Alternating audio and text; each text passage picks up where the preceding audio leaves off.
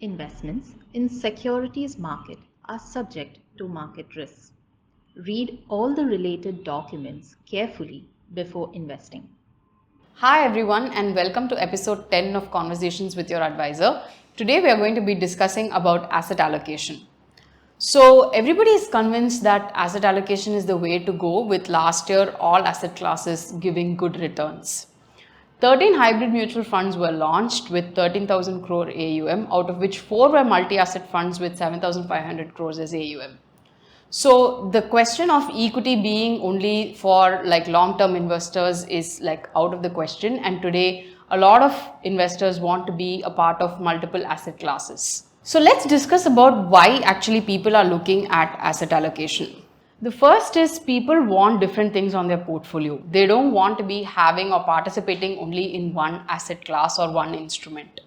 Second is also the need for diversification based on their goals and what phase of life they are in, that they might need multiple instruments to be participating in. Third is that when you have your money invested across various asset classes, it kind of gives you like stable returns and also kind of keeps your drawdowns in a less pronounced manner, because you are participating in different asset classes, and given that they run in different cycles, it kind of helps you take an overall picture of your portfolio. So this brings us to the question of when should one start looking at asset allocation. Should you start looking at it early on, or only when you have 10 lakhs, or much later towards retirement? So let's explore that a bit more. That's a fantastic question, and I think a very important conversation to have with your advisor if you haven't already. Now, we can think of asset allocation in two ways, right? If you're saving towards a specific goal, then the goal automatically determines your asset allocation to a certain extent. What I mean by this is, let's say I'm saving for an annual vacation, or I'm saving for my child to go to college. In the annual vacation goal, because it's going to happen every year, I have to choose more conservative investments which will give me predictable returns. I can't afford to have something that could be anywhere in a year's time, right? I need to have some visibility as to how close I am to achieving my target saving amount. Now, let's say I'm saving for my kids' education to go to college. When that goal is like 8 to 10 years away, I have a lot more flexibility in what kind of investments that I'm making. But as I inch closer and closer to that timeline, then I need to be a little bit more oriented towards protecting what I've made and what I've saved, as opposed to trying to grow that wealth over a period of time, right? So this natural shift in asset allocation tends to happen as we approach goal timelines, and this can happen to anybody at any point in their life, right? This is not really like an age based or a risk appetite based approach. Now, the second way that we can think of asset allocation is to consider those other factors that I talked about in terms of age as well as risk appetite. So let's say I'm a conservative young investor. Maybe to get used to a slightly more aggressive type of investing, I can have some asset allocation strategies that get me to into my comfort zone, right?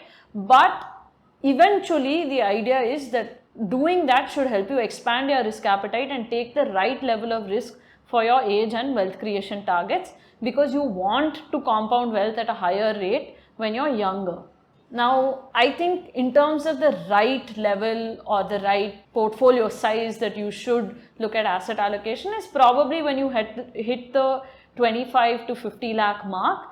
Then you have enough assets to sort of diversify. You might have 2 or 3 goals that you're visibly saving towards, and then you can bucket your goals into short term and long term, and you can have some flexibility in the portfolio.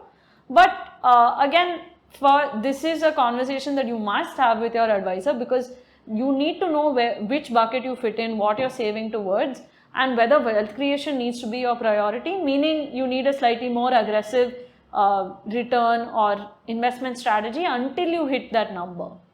So another big milestone that comes in all our life is retirement, and a lot of people actually think about retirement much later and not early on in life.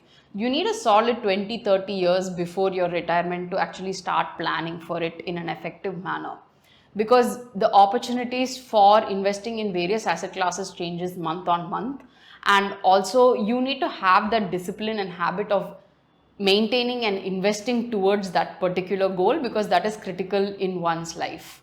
So ideally your retirement portfolio should have a basket of instruments. This could be like NPS, this could be mutual funds, this could be your PF, this could also be a specific PMS strategy. But it's important for you to diversify and participate in asset allocation so that you can have a comfortable retirement. You make a very good point about having a comfortable retirement and leveraging asset allocation to make that happen. So I think we can wrap up our 10th episode with a few takeaways.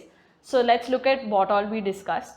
I think the first point is that investors now are quite aware that returns don't come just from one asset class, and many asset classes can work for you. The second is that there are a lot of advantages to following an asset allocation approach, primarily being that you have lower, less pronounced drawdowns and more stable returns. The third thing is that we need to look at asset allocation from a goal perspective as well as a wealth creation perspective. And the last thing would be that you need to look at asset allocation for retirement so that you can continuously participate over 20 or 30 years in different investment opportunities and ensure that you're consistently saving towards retirement. If you like this episode and found this conversation insightful, let us know in the comments below and follow our channel for more updates.